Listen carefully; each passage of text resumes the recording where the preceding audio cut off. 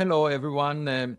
I did not have time to put a tie on since I'm heading to my office at Harvard, and this would make it more difficult for AI bots to imitate me. So you can tell that it's really me. Today, I will be discussing a new discovery of a galaxy at the redshift 14.4, the highest redshift ever recorded for a light source. It's 280 million years after the Big Bang. On January 15th, 2013, I published a comprehensive textbook with my former PhD student, Steve Forlanetto, who is currently a tenured professor at UCLA. The book title was The First Galaxies in the Universe. The purpose of the textbook and its shorter predecessor, How Did the First Stars and Galaxies Form, was to summarize the theoretical framework that I developed with my students and postdocs regarding the properties of the first stars and galaxies. These sources of ultraviolet light broke the primordial hydrogen atoms throughout the universe into their constituent electrons and protons, ushering in the so-called epoch of reionization. Shown here, the galaxy MOM-Z14 is currently the farthest galaxy ever detected, spotted by NASA's James Webb Space Telescope's near-infrared camera and confirmed spectroscopically with its near-infrared spectrograph instrument. The galaxy's redshift is 14.4, corresponding to 280 million years after the Big Bang, when the age of the infant universe was only 2% of its current value, 13.8 billion years. The first light emitted by the earliest stars provide quantitative details to the scientific version of the biblical phrase in Genesis, "Let there be light." Understanding the formation of the first galaxies, which led to the production of the oxygen and carbon that biology relies on, is an important part of figuring out our cosmic roots.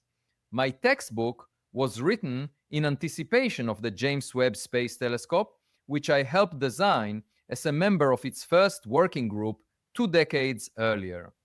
After a major unexpected delay, the Webb telescope was finally launched in 2021 and operated magnificently as a discovery machine of the first galaxies since then.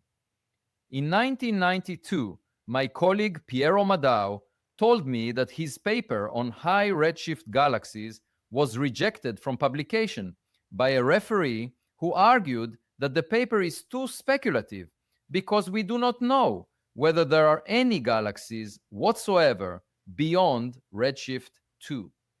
The cosmic reality is very different than this referee conceived it to be. In fact, the Webb telescope has revealed a growing population of bright galaxies at redshifts larger than 10.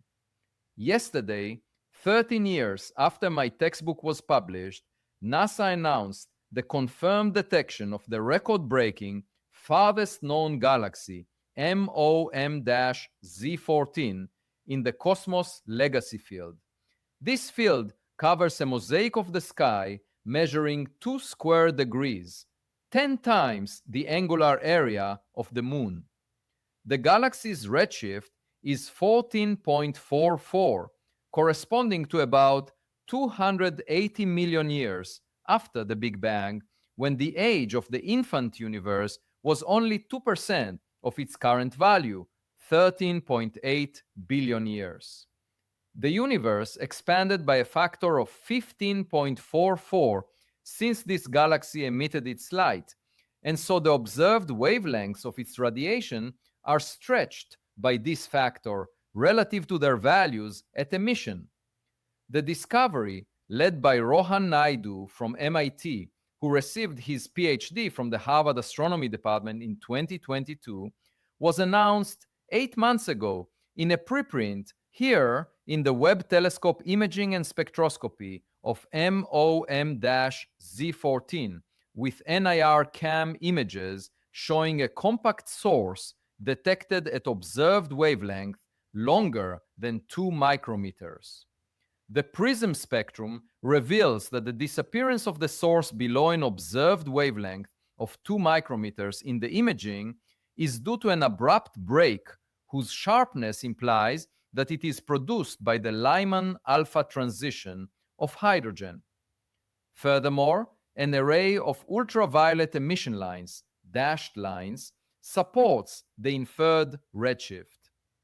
The redshift of MOM-Z14 is confirmed spectroscopically with a near-infrared spectrograph through the detection of a sharp absorption break owing to Lyman alpha transition from the ground level to the first excited level of hydrogen atoms, as well as 5 ultraviolet emission lines, including a nitrogen feature.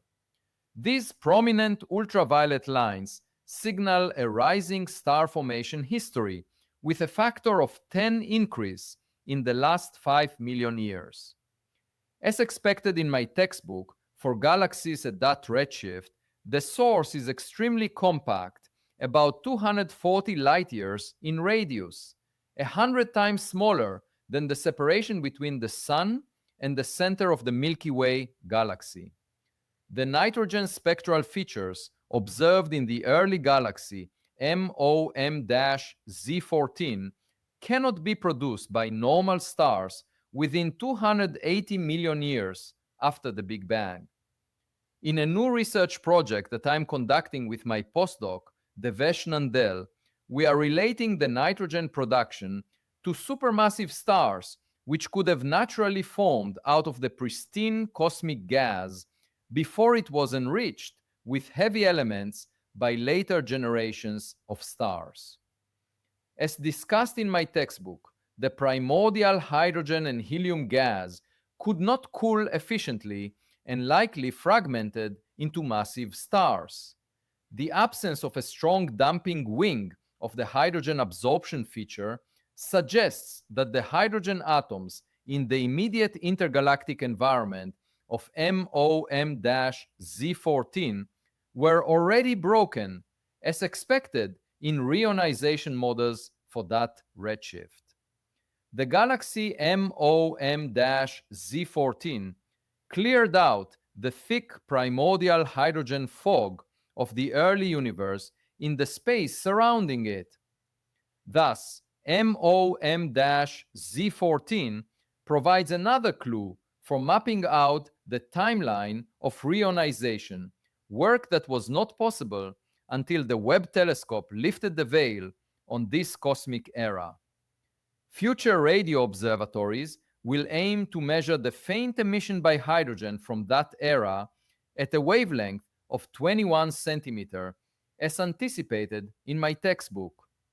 Observing the earliest stars is akin to archaeology, since digging deep into space takes us back in time as a result of the finite speed of light.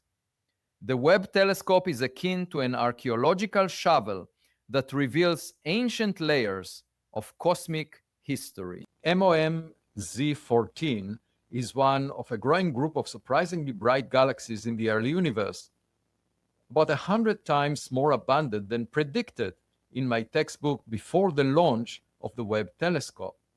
When asked by reporters about my textbook 13 years ago, I expressed the hope that some of my predictions will be proven wrong by the Webb telescope. After all, science is a learning experience, and observations are crucial in refining our ideas about our cosmic roots.